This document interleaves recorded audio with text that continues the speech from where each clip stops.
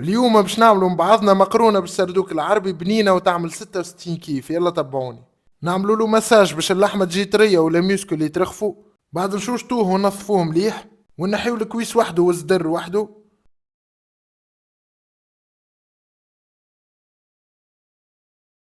بعد في كسرونة نقليو كعبة بصل والسردوك متاعنا.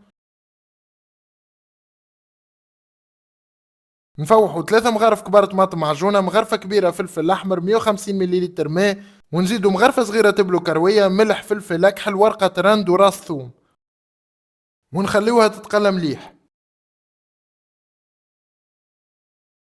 وكل ما تنشف نزيدوها شوية ماء.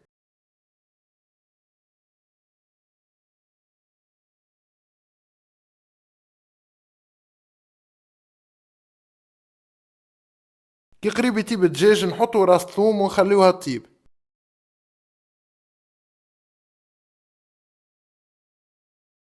في الاخر طاب الدجاج نحطوا قرون الفلفل ورشة فلفل أكحل.